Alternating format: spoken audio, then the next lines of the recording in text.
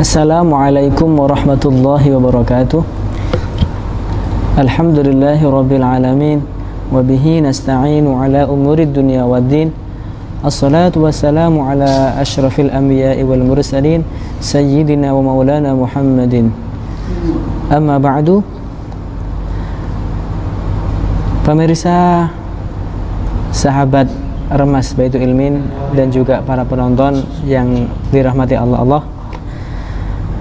Pada kesempatan kali ini kita akan mempelajari tentang ilmu Al-Quran, yakni ilmu tentang seluk-beluk Al-Quran secara umum, bagi pemula, bagi orang-orang awam, sehingga dengan adanya ilmu Al-Quran ini bisa memperbaiki bacaan kita ketika kita membaca Al-Quran, dan sesuai dengan kaidah-kaidah yang telah ditentukan oleh ulama-ulama qura, ulama-ulama ahli Al-Quran.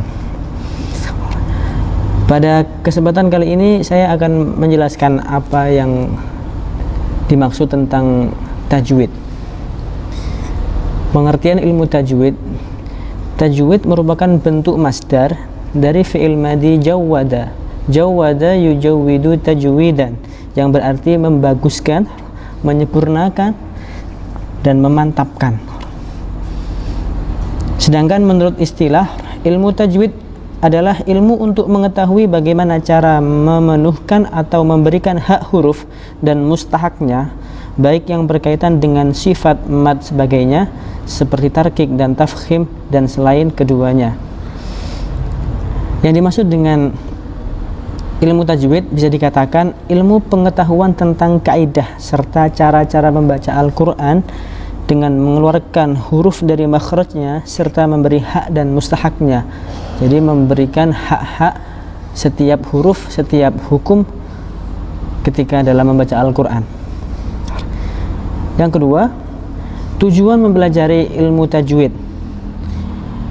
Ilmu tajwid memiliki tujuan, yakni saunul lisan 'anil lahni fi kalamillahi ta'ala, menjaga lidah dari kesalahan-kesalahan di saat membaca Al-Quran. Jadi agar kita tidak tidak sembarangan dalam membaca Al-Quran, diperlukan kita harus mempelajari tentang ilmu tajwid. Sebagian kita ada yang mengatakan, ya mungkin ini hanya pelajaran Quran biasa, sama seperti bahasa Arab yang lain. Tidak. Quran adalah kalamullah. Quran adalah kalamnya Tuhan. Berbeda dengan kalamnya manusia. Tentunya kita harus lebih serius dalam mempelajari tentang ilmu Al-Quran. Karena dalam sebuah riwayat dikatakan kalamullah, kalamnya Allah dibandingkan dengan kalamnya manusia itu seperti keutamaan Allah dibandingkan dengan makhluk-makhluknya. Artinya apa? Ketika membaca Al-Quran kita harus mengerahkan total keseriusan kita dalam membaca Al-Quran. Hukum mempelajari Al-Quran. Hukum mempelajari Al-Quran tajwid, yakni fardu kifayah. Sedangkan mengamalkannya adalah fardu ain. Kita orang banyak, kita fardu kifayah dalam mempelajari Al-Quran, yakni satu orang bisa mewakili, otomatis yang lain bisa gugur kewajibannya. Akan tetapi orang yang membaca Al-Quran harus fardu ain, harus setiap orang membaca Al-Quran harus sesuai dengan kaidah-kaidah, harus betul. Sebagaimana dengan firman Allah yang di surat Al-Baqarah ayat 121. Alladzina atainahumul kitaba yatlunahu haqqa tilawatih. Orang-orang yang telah kami berikan Alkitab kepadanya, Al-Quran, mereka membacanya dengan bacaan yang sebenarnya. Quran surah Al-Baqarah ayat 121. Dalam hal ini Imam Ibnu Jazari, pengarang kitab Al-Jazari, mengatakan wal akhdhu bitajwidi hatmun lazimun man lam yujawwidil qur'ana athimun, yang artinya menggunakan atau mengamalkan ilmu tajwid merupakan suatu keharusan, kewajiban. Maka barang siapa yang tidak memperbaiki bacaan Al-Quran, maka dia termasuk berdosa. Demikian menurut Ibnu Al-Jazari. Kemudian dilanjut lagi tentang tingkatan dalam membaca Al-Quran. Dalam kita membaca Al-Quran itu kita harus memperhatikan ada yang namanya ritme, yaitu kecepatan atau mode membaca Al-Quran. Yang pertama tahqiq, yang kedua tartil, yang ketiga hadr atau tahdir, yang keempat tadwir. Kita mulai dari tahqiq. Tahqiq adalah bacaan seperti tartil tetapi lebih tenang dan perlahan-lahan, dan cara seperti ini paling optimal ketika digunakan untuk mengajarkan Al-Quran untuk para pemula.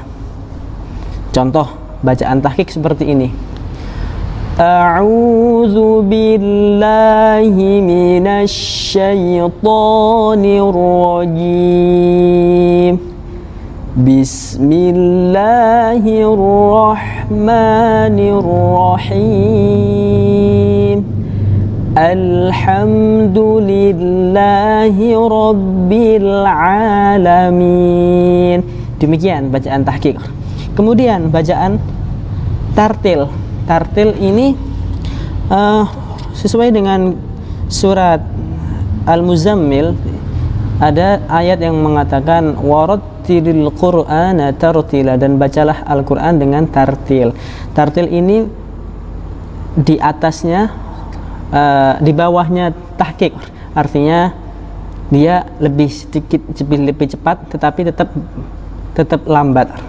Contoh seperti ini: A'udzu billahi minasy syaithanir rajim.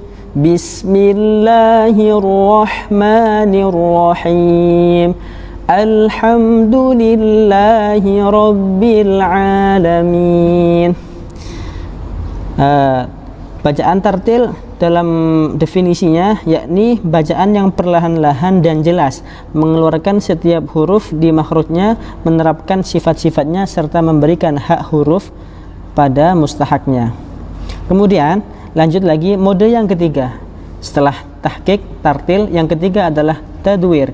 Tadwir ialah bacaan yang sedang, tidak terlalu cepat dan tidak terlalu lambat.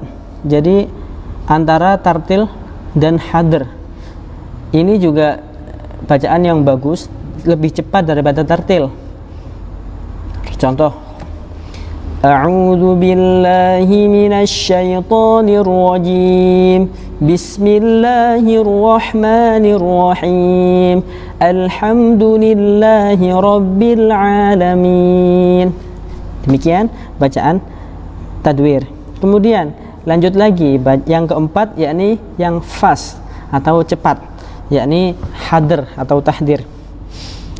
Hadr dalam definisinya yakni bacaan cepat dengan tetap menjaga hukum tajwidnya. Cepat tetapi menjaga hukum tajwidnya. Contoh: A'udzu billahi minasy syaithanir rajim. Bismillahirrahmanirrahim.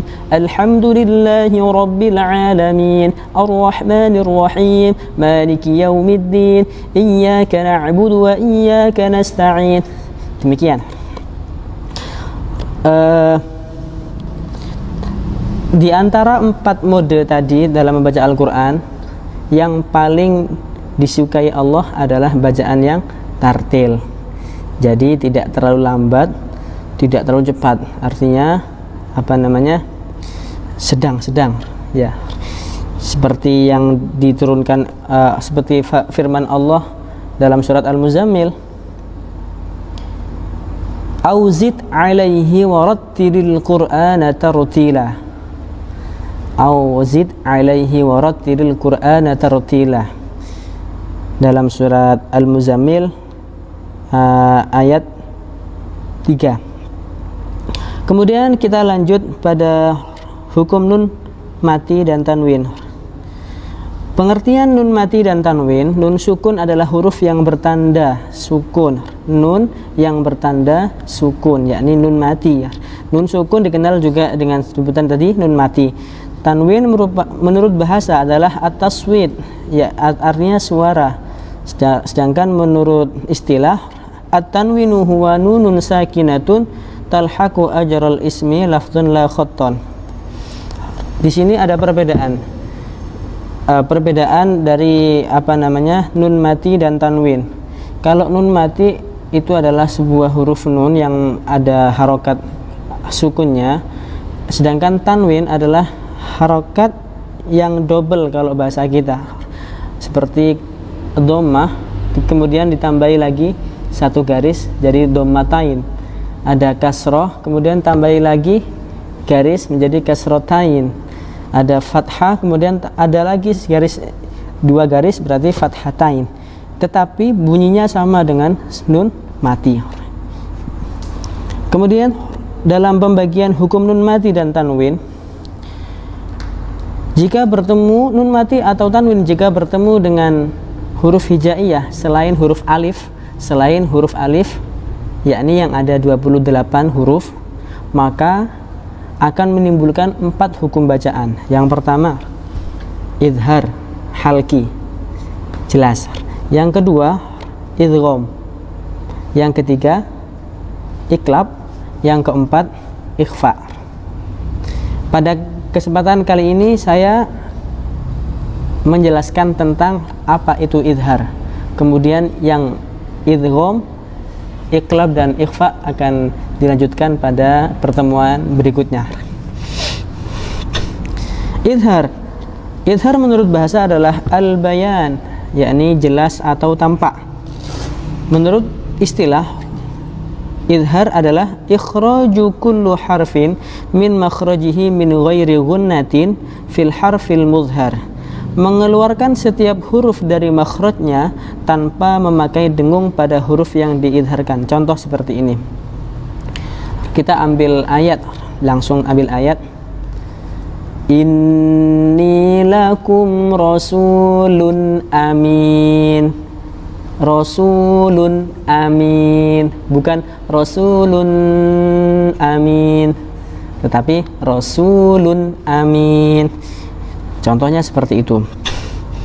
Kemudian jumlah huruf idhar ada 6, yakni hamzah, ha, ain, ha, ghain, kha, yang terkumpul dalam kalimat akhi haka ilman hazahu ghairu khasirin.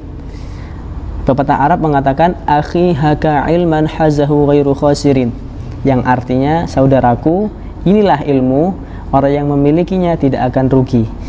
Ya.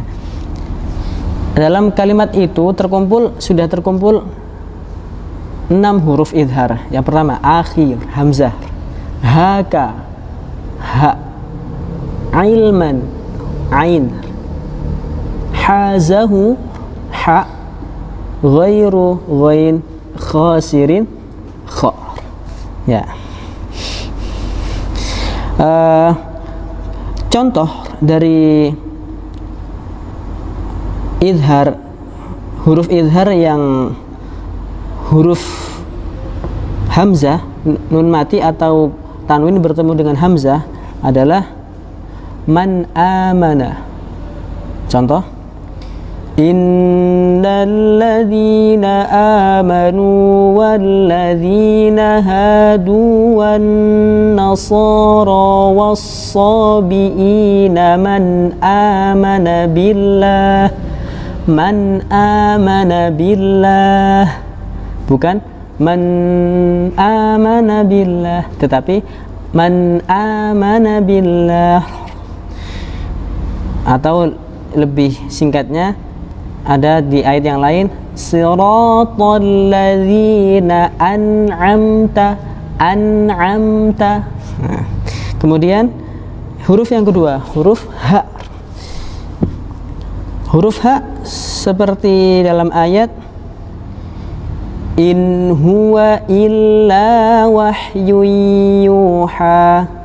In huwa illa wahyun yuha. Yang saya garis bawahi adalah in huwa, bukan wahyu yuha, in huwa. Ketika ada nun mati ketemu ha, maka dia menjadi huruf yang jelas, idhar tanpa mendengung, tanpa gremeng kalau bahasa Jawanya. Kemudian tanwin yang bertemu dengan ha, yakni seperti sami, seperti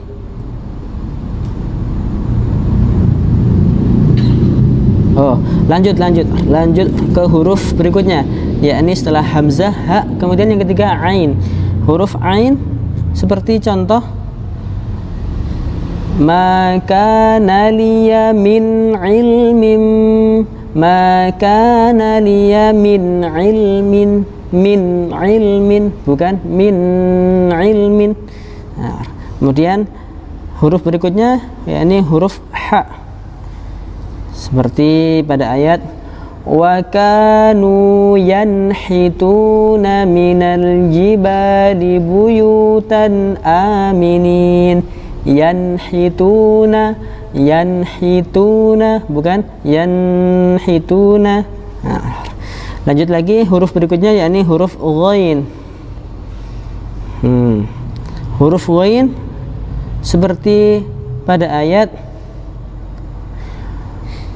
aw khalqam mimma yakburu fi sudurikum fasayaquluna man yu'iduna qulil ladzi fatarakum awwala marrah, yani fasayunghiduna ilaika ru'usahum wa yaquluna matahu.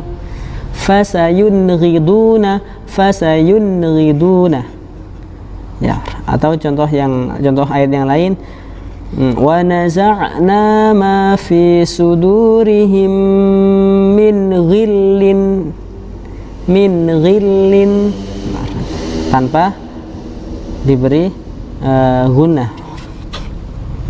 Kemudian huruf yang berikutnya yakni huruf kha. Contoh dari huruf kha, faman khafa maqama rabbi, faman khafa min musin janafan aw ithma, faman khafa, faman khafa. Ya, jadi di antara tadi saya ulangi lagi bahwa idhar adalah jelas tanpa, yakni dalam pengucapannya tanpa disertai dengan gunnah ataupun dengung. Huruf-hurufnya ada 6, yakni hamzah, ha, ain, ha, ghain, dan kha, yang terkumpul dalam kalimat akhi haka ilman hazahu ghairu khasirin, yang terkumpul dalam kalimat akhi haka ilman hazahu ghairu khasirin. Demikian pertemuan kita pada kesempatan kali ini. Kita lanjut insyaallah di pertemuan yang akan datang. Kita akan menjelaskan tentang hukum bacaan idgham. Ya. Sekian dari saya, semoga bermanfaat. Assalamualaikum warahmatullahi wabarakatuh.